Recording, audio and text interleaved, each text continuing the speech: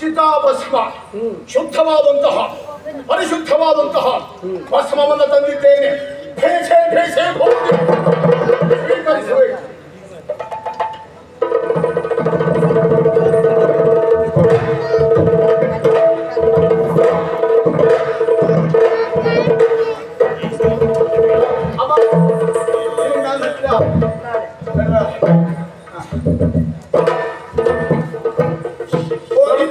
ಇನ್ನು ಉಳಿದಿದೆ, ಇದನ್ನು ಬೀಸಾಡ್ಬಿಡ್ಲಾ?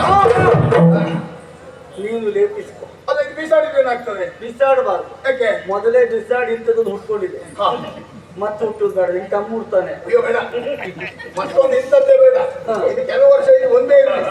ಅದಕ್ಕೆ ಅವನ ಕಡೆ ನಾವೊಂದ್ ಕಡೆ ಆದ್ರೆ ಮಂದಿರ ಕಡೆ ಉಂಟಲ್ಲ, ಕೊಡು ಬಿಸಾಡಿ ಹುಟ್ಟಿ ಬಿಟ್ಟೆ. ನಿನಗೊಬ್ಬ ಪೈಪೋಟಿ ಬೇಕಾ? ಒಬ್ಬ ಸ್ಪರ್ಧೆ ಇದ್ರು ಉಂಟಲ್ಲ, ನೀ ಇಷ್ಟೆಲ್ಲ ಮಾಡುದಿಲ್ಲ ನನಗೆ ಗೊತ್ತುಂಟು. ಅದರ ಅಪ್ಪನೇ ಕನಿಷ್ಠ ನೀನು. ಬೇಡಪ್ಪ, ಸತ್ಯ ಬೇಡ. ಕೆಲವು ವರ್ಷ ಹೋಗಿ ಹರ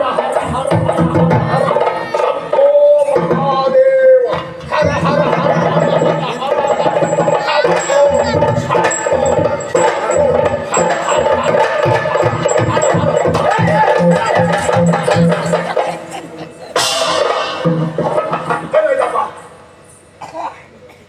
ಕೈಕಾಲು ತುಂಡಾಗ್ತದೆ ಈಗ. ಆಗುವುದಿಲ್ಲ. ಯಾಕೆ ಹಾಗೆ ಮಾಡಿದ್ದು ಕೇಳಕ್ಕೆ? ಭೂಲೋಕದ ಸ್ಮಶಾನ ಸೇರಿದ್ದು, ಯಾವ್ಯಾವುದೋ ಪ್ರದೇಶದಲ್ಲಿ ಎಲ್ಲ ತಿರುಗಿದ್ದು, ಹೊಲಸಾದ ಕಾಲುಗಳು ಪರಿಶುದ್ಧವಾಗಿದೆ ಎನ್ನುವ ಕಾರಣಕ್ಕಾಗಿ ಆಗುದಿಲ್ಲ. ಹಾಗೆ ಕಾಲಿಗೆಲ್ಲ ಲೇಪಿಸಿಕೊಳ್ಳುದಲ್ಲ, ಎಲ್ಲೆಲ್ಲಿ ಲೇಪಿಸಿಕೊಳ್ಬೇಕು ಅಲ್ಲೇ ಲೇಪಿಸಿಕೊಳ್ಬೇಕು. ಅದು ಹಾಗೆ. ಇದು ಭಸ್ಮ ಭೂಮಿ ಎಲ್ಲ ಗೊತ್ತಾಯ್ತಾ? ಎಲ್ಲ ಕಡೆ ಅಲ್ಲ. ಅಲ್ಲ ನೋಡು, ಈ ಕೆಲಸ ಆಯ್ತಲ್ಲ, ಮತ್ತೇನ್ ಕೆಲಸ ಉಂಟು ಹೇಳಿ? ಮತ್ತೆ ಬೇರೆ ಕೆಲಸ ಇಲ್ಲ ನಿನಗೆ? ಮತ್ತೇನಾದ್ರು? ಇದು ಒಂದೇ ಕೆಲಸ ನಿನಗೆ. ಬಿಚ್ಚುವುದು ತುಂಬುವುದು ಏನಾದ್ರು ಉಂಟು ಹೇಳಿ? ಇಲ್ಲಿ ಬಿಚ್ಚುವುದು, ತುಂಬುವುದು, ಕಡಿಯುವುದು, ಕೊಚ್ಚುವುದು ಯಾವುದಿಲ್ಲ. ನಾವಿಲ್ಲಿ ಇದ್ದದಿದ್ದಾಗಿರ್ತದೆ. ಹಾಗಾಗಿ ನೀನು ಕೊಚ್ಚುವುದು ಬೇಡ. ಕೊಚ್ಚುವುದಿಲ್ಲ. ಸರಿ, ನಿನಗೆ ಬೇರೆ ಕೆಲಸ ಇಲ್ಲ. ಬೇರೆ ಕೆಲಸವೇ ಇಲ್ಲ. ಬೇರೆ ಎಂತ ಬರ್ತದೆ ಮಗ ನಿನಗೆ? ಇದೊಂದೇ ಬರುವುದು. ನೀವು ಕಲಿಸ್ಕೊಡ್ತೀರಿ ಅಂತ ಗೊತ್ತುಂಟು. ಕಲಿಸುವುದಿಲ್ಲ. ನಿಮ್ಮ ಜೊತೆ ಇದ್ದ ಸಾಧಾರಣ ಎಂತವ್ರು ಕಲಿಸ್ತೀರಿ ನೀವು. ಮಗು ಹಾಗೆ ಕಲಿಸದೆ ಲೋಕಾಧ್ಯಕ್ಷ ಆಗ್ತಾನ. ಹಾಗಾಗಿ ನಿನಗೆ ಇಷ್ಟು ಕಲಿಸಿದ್ದೆ ನನಗೆ ಕಲಿಸಿದ ಸಾಧಾರಣ ಇಡೀ ಪ್ರಪಂಚಕ್ಕೆ ಸಾಕು. ಮತ್ತೆ ಈ ಆಕಾರಕ್ಕೆ ನಾನು ಕಲಿಸಿಕೊಟ್ಟಿದ್ದೇನೆ ಕೆಲಸವನ್ನ. ಇಲ್ಲಿ ಎಂತ ಬೇಕೋ ಮಗನೇ. ಆದ್ರೆ ಒಂದು ನಿನಗೆ ಕೆಲಸ ಒಂದೇ. ಒಂದು ಹೊತ್ತಾಯ್ತು, ಈ ಸಂಧ್ಯಾ ಕಾಲ ಆಯ್ತು, ಇನ್ನು ಮಧ್ಯಾಹ್ನ ಬರ್ತದೆ. ಮಧ್ಯಾಹ್ನ ಆ ಕಾಲಕ್ಕೂ ನೀವು ಭಸ್ಮ ತರುವುದು. ಮತ್ತೆ ಅಲ್ಲೇ ಹೋಗ್ಬೇಕು. ಅಲ್ಲಿ ಹೋದ್ರೆ ಇರುವುದಿಲ್ಲ, ಬೇರೆ ಕಡೆ ಭೂಲೋಕಕ್ಕೆ. ಹೌದೌದು. ಆಮೇಲೆ ಮತ್ತೆ ಸಾಯಂಕಾಲ ಮತ್ತೆ ತರಬೇಕು. ನಿನಗೆ ಬೇರೆ ಕೆಲಸ ಇಲ್ಲ ಮಗನೇ. ಓ, ಅಂದ್ರೆ ನಾವು ಕೊನೆವರೆಗೂ ಬೇರೆ ಯಾವುದೂ ಇಲ್ಲ. ಇದ್ರಲ್ಲೇ ಒಂದಷ್ಟು ಸಾಯುವುದೇ. ಇದ್ರಲ್ಲೇ ಇರಬೇಕೆ ಬಿಟ್ಟರೆ ಬೇರೆ ಎಂತ ಕೊಡುದು ನಿನಗೆ? ಕಷ್ಟ ಸುಖ ಹೊಂದ್ಕೊಂಡು ಇದ್ರಲ್ಲೇ ಇರುವುದೇ. ಇದರಲ್ಲಿ ಇದ್ದಿದ್ರಿಂದ ನೀನು ಹೀಗಿದ್ದೆ ಮಗು. ನಿಮ್ ಜೊತೆಗೆ ಇರ್ತೇನೆ, ನೀವು ನನ್ನನ್ನು ಬಿಡ್ಬೇಡಿ. ಇದು ತಾಯಿ ಮಾಡುವಂತ ಕೆಲಸವೇ ಹಾಗೆ ಜವಾಬ್ದಾರಿಯ ಕೆಲಸ. ಅದು ಹೌದು, ಭಸ್ಮವನ್ನು ತರಬೇಕಾದದ್ದು ನಡೆಯಿರುವಂತಹ ಕಾರ್ಯ. ನಿಮ್ಮ ಮಾತಿನಂತೆ ಭಸ್ಮವನ್ನು ತರುವುದಕ್ಕೆ ಭೂಲೋಕಕ್ಕೆ ಹೋಗ್ತೇನೆ. ಹೋಗಿರುವಂತಹ ನನಗೆ ಎಲ್ಲಿಯಾದ್ರೂ ಬಾಯಾರಿಕೆ ಆಯಿತು ಅಂತ ಆದ್ರೆ ಅಲ್ಲಿ ಪಾನೀಯದ ವ್ಯವಸ್ಥೆ ಉಂಟಮ್ಮ? ಕುಡಿಯುವುದಕ್ಕೆ ಬೇಕಾಗಿ. ಹೌದಮ್ಮ, ಯೋಚನೆ ಮಾಡಬೇಕಾದಂತ ಸರಿಯಾಗಿದ್ದನ್ನೇ ಹೇಳು. ಕುಡಿಯುವುದಕ್ಕೆ ಮೊದಲೇ ಮಗ ನೋಡು, ತುದಿಗಾಲಿದ್ದಾನೆ. ಇಲ್ಲ, ಅಮ್ಮನ ಮುಖ ನೋಡಿದಾಗಲೇ ಗೊತ್ತಾಗ್ತದೆ. ಭೂಲೋಕಕ್ಕೆ ಹೋದವ ನೀನು ಸಂಚಾರ ಮಾಡುತ್ತಾ ಇರ್ತೇನೆ, ನದಿಗಳೆಲ್ಲ ಹರಿಯುತ್ತಾ ಇರ್ತದೆ. ಹಾಗಂತೇಳಿ ನದಿ ಇಳಿಯುವುದಕ್ಕೆ ಹೋಗಬೇಡ. ನದಿ ಇಳಿದ್ರೆ ಮೇಲಿಂದ ಬರ್ಲಿಕ್ಕೆ ಕಷ್ಟವಾದೀತು. ಎಲ್ಲಿಯಾದ್ರೂ ಕೊಳ ಅಂದ್ರೆ ಕೆರೆಯಲ್ಲಿ ಆದ್ರೂ ಕಂಡ ಅಲ್ಲಿ ಕೆಂಪಾದ ನೀರಿದ್ರೆ ಒಳಕು ನೀರು, ಆ ಸರಿ ಕುಡಿ, ಹೊಟ್ಟೆ ತುಂಬ. ಪರಿಶುದ್ಧವಾದಂತಹ ನೀರು ಕುಡಿಯುವುದು ಬೇಡ. ಕುಡಿಬಾರ್ದು, ಕೆಂಪು ನೀರು ನೋಡಿ ಕುಡಿಬೇಕು. ನೀವು ಕುಡಿದಂತದ್ದೇ. ನಾವು ಕೈಲಾಸ ಗಂಗೆ. ನನ್ನ ಮಗ ನೀನು ಕೆಂಪು ನೀರು ಕುಡಿದ್ರು ಶುದ್ಧವೇ ಆಗಿದೆ. ಅದು ಶುದ್ಧ ಆಗ್ತದೆ ಅಪ್ಪ. ಅದು ಕೆಂಪು ನೀರು ಕುಡಿದ್ರೆ ಶುದ್ಧ ಆಗ್ತದೆ. ತಿನ್ನುವುದಕ್ಕೆ ಮಾಡುವುದು. ಮರ ಏರ್ಬೇಡ. ಮರದಲ್ಲಿ ಬಗೆ ಬಗೆಯ ಹಣ್ಣುಗಳೆಲ್ಲ ಇದ್ದೀತು. ಯಾಕೆ ಏರ್ಬೇಡ? ಯಾಕೆ? ಮರವೇ ಮುರಿದೋಗ್ತದೆ. ನನ್ನ ಬಲಿಷ್ಠವಾದಂತಹ ಆಕಾರವನ್ನು ಹೊತ್ತುಕೊಳ್ಳುವುದಕ್ಕೆ ಆ ಮರಕ್ಕೆ ಆಗುವುದಿಲ್ಲ. ಮರ ಮುರಿದು ಬಿದ್ರೆ ಮರ ಹೋಗ್ತದೆ, ಮರ ಸಾಯ್ತದೆ ಎನ್ನುವುದೇ ಚಿಂತೆ ನಿಮಗೆ. ಹಾಗಲ್ಲ, ಹಾಗೆ ಮರ ಏರ್ಬೇಡ. ನಿನಗೂ ನೋವು ಆದೀತು. ಹಾಗೆ ಗಳಿತ ಹಣ್ಣು ಕೆಳಗೆ ಬೀಳ್ತದೆ. ಕೆಳಗೆ ಬಿದ್ದ ಮೇಲೆ ಆ ಹಣ್ಣು ಕೊಳೆತದೆ. ಒಳೆತ ಹಣ್ಣು ಹೊಟ್ಟೆ ತುಂಬಾ ತಿನ್ಕೊಡುದು. ಹೊರತು ಇದಾದದ್ದು. ಹೌದು. ಸರಿ, ಎಲ್ಲಿಯಾದ್ರೂ ಆಯಾಸದಿಂದ ನನಗೆ ವಿಶ್ರಾಂತಿ ಬೇಕು ಅಂತ ಅನ್ನಿಸಿದ್ರೆ ಹಣ್ಣು ನೀರು ಸೇರಿದ್ರೆ ಏನಾಗ್ತದೆ? ಹಣ್ಣು ನೀರು ಸೇರಿದ್ರೆ ಮತ್ತೆ ಹಿಡ್ಕೊಂಡೇ ಹೋಗ್ತಾರೆ. ಹಾಗೆ ವಿಶ್ರಾಂತಿಗೆ ಬೇಕಾಗಿ ಯೋಚನೆ ಮಾಡುವ ಅಗತ್ಯ ಇಲ್ಲ. ಬಹಳಷ್ಟು ವೃಕ್ಷಗಳೆಲ್ಲ ಹಸನಾಗಿ ಬೆಳೆದಿರ್ತದೆ. ಆ ವೃಕ್ಷದ ಬೇರಿಗೆ ತಲೆ ಕೊಡು, ಆಯಾಗಿ ವಿಶ್ರಾಂತಿ ಪಡು. ಹಾಗಾದ್ರೆ ಈ 3 ಕಾರ್ಯ ಮಾಡಿದ್ರೆ ಸುಲಲಿತವಾಗಿ ಕಾರ್ಯವನ್ನು ನಾವು ಮಾಡುವುದಕ್ಕೆ ಸಾಧ್ಯ. ಹೌದು, ದಿವಸಕ್ಕೆ 3 ಬಾರಿಗೆ ಬಂದು ಹೋಗ್ಬೋದು. ಆದೀತು ಅಮ್ಮ, ಹೋಗಿ ಬರ್ತೇನೆ. ತ್ರಿಕಾಲದಲ್ಲಿ ಭಸ್ಮ ಕೊಡವನಿಗೆ ಹೇಳು, ಅಮ್ಮ ಮಗನೇ ಭಸ್ಮಾಸುರ, ಮಗನೇ ಬೂದಿ. ಜಾಗ್ರತೆ.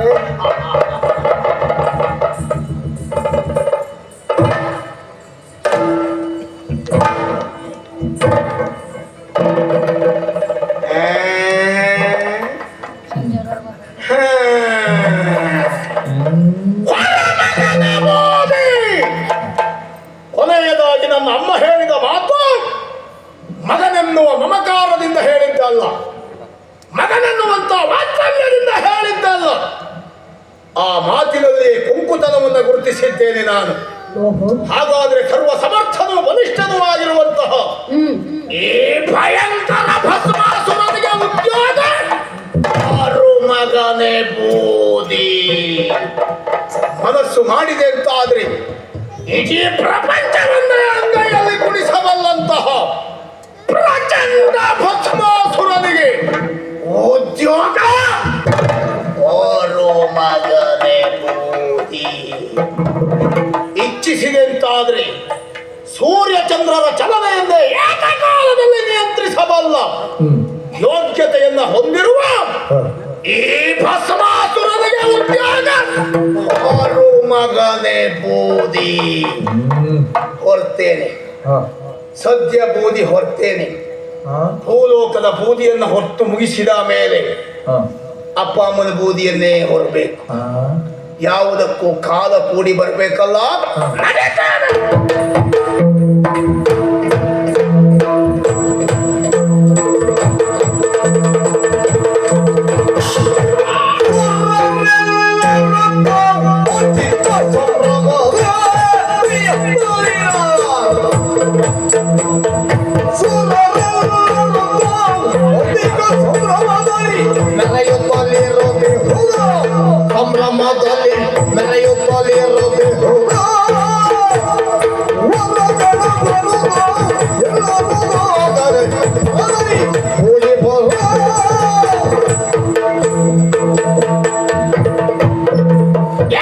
ಆಶ್ಚರ್ಯ! ತಂದೆ ತಾಯಿಯ ಮಾತನ್ನೇ ಆಲೋಚಿಸುತ್ತಾ ನನ್ನ ಕುರಿತಾಗಿ ಇಂಥ ಕಠೋರ ಭಾವನೆ ಯಾಕಾಗಿರಬಹುದು ಎನ್ನುವುದಾಗಿ ಆಲೋಚಿಸುತ್ತಾ ಬರ್ತಾ ಇದ್ದೇನೆ.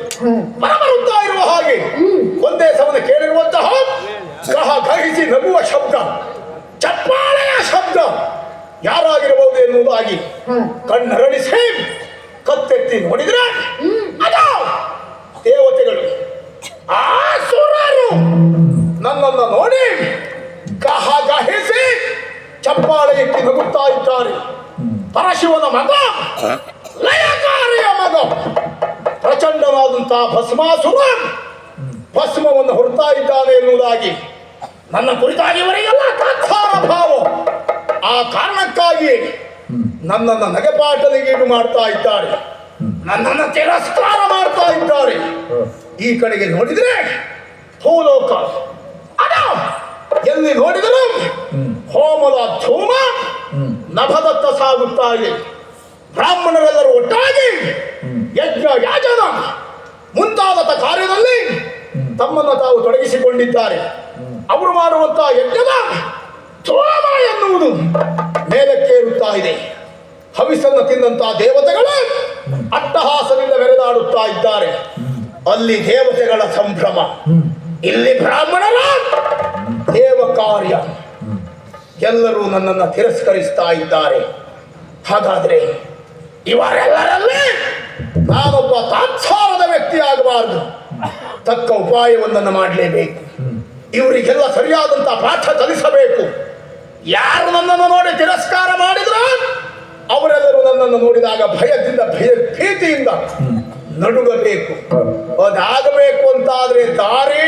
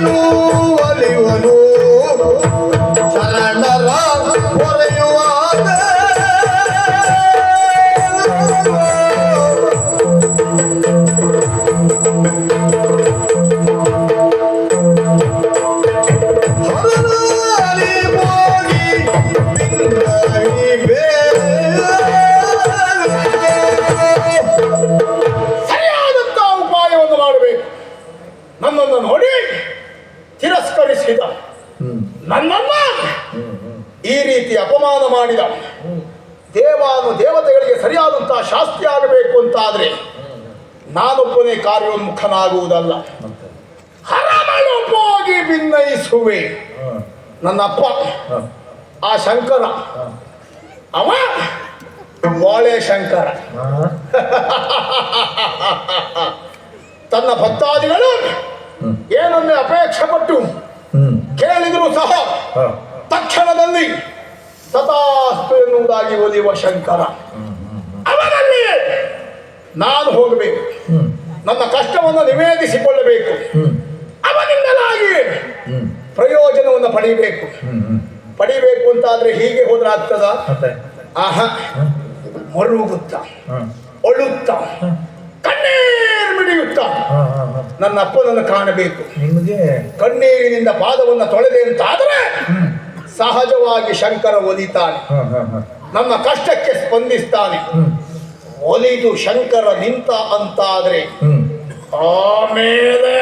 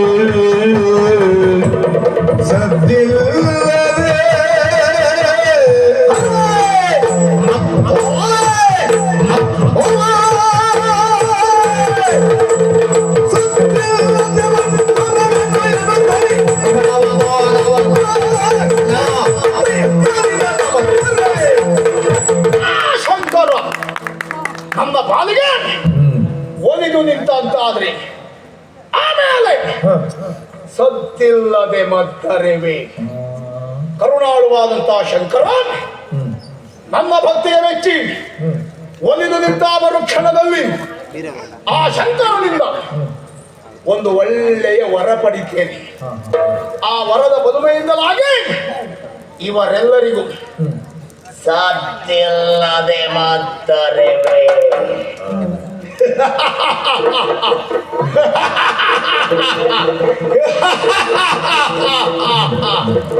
ಇದೇ ಸರಿಯಾದ ದಾರಿ. ಆ ಶಿವನನ್ನ ಒಲಿಸಿ ತನ್ನ ಮೂಲಕವಾಗಿ ಪಡೆಯಬೇಕಾದಂತಹ ವರ, ಆಮೇಲೆ ಇವರಿಗೆಲ್ಲ ತಕ್ಕ ಶಾಸ್ತಿ, ಇದೆಲ್ಲ ಆಗಬೇಕು ಅಂತಾದ್ರೆ ಮೊದಲಾಗಿ ಶಿವನನ್ನ ಕಾಣಬೇಕು. ಆ ಶಿವನನ್ನ ಕಾಣಬೇಕು ಅಂತಾದ್ರೆ ಹೀಗೆ ಆ ಶಂಕರ ಯಾವ ಕಾರಣಕ್ಕೂ ಒಲಿಯುವವ ಅಲ್ಲ. ಅವನನ್ನ ಕಷ್ಟದಿಂದ ಒಲಿಸಿಕೊಳ್ಳಬೇಕು. ಏನು ಮಾಡೋಣ? ಆ ಸಮಯ ಕಷ್ಟಪಟ್ಟೆಲ್ಲ ಇರ್ಬೇಕು, ನಮಗ್ ಕಷ್ಟ.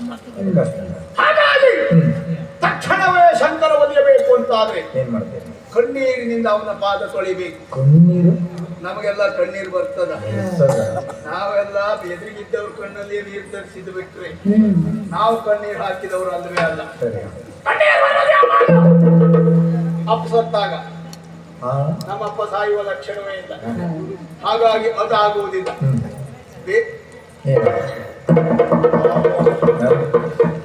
ಇದು ನನ್ನ ಹೆಬ್ಬೆರಳು. ಬೆಳೆದಿರುವಂತಹ ಬಲಿಷ್ಠವಾದಂತಹ ಉಗುರು ಚೂಪಾಗಿದೆ. ಬಲಿಷ್ಠವಾದಂತಹ ಉಗುರು ಕಣ್ಣಿಗೆ ಚುಚ್ಚಿದ್ರೆ ಉರಿ ಆಗ್ತದ ಇದು? ನೀವೇ ಗೊತ್ತಾಗ ಆಗುವುದಿಲ್ಲ. ಮತ್ತೆ ಮೆಣಸು ಹೊಡಿಯಾಕ್ತದೆ. ಏನು ನೋಡ್ತೀರಾ? ಕಣ್ಣಿಗೆ ಸಹಜವಾಗಿಯೇ ಉರಿ ಪ್ರಾರಂಭ ಆಗ್ತದೆ. ಆಗ ಬೇಡ ಅಂದ್ರೂ ಕಣ್ಣೀರು ಬರ್ತದೆ. ನಾಟಕದ ಕಣ್ಣೀರಾದರೂ ಶಿವನಿಗಷ್ಟೇ ಸಾಕು. ಇದೇ ಸರಿಯಾದಂತಹ ಮಾರ್ಗ.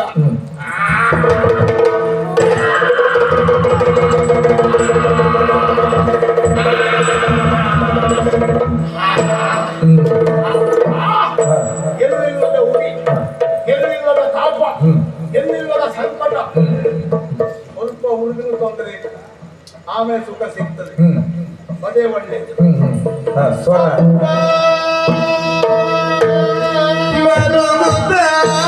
ಚರಣಗೆ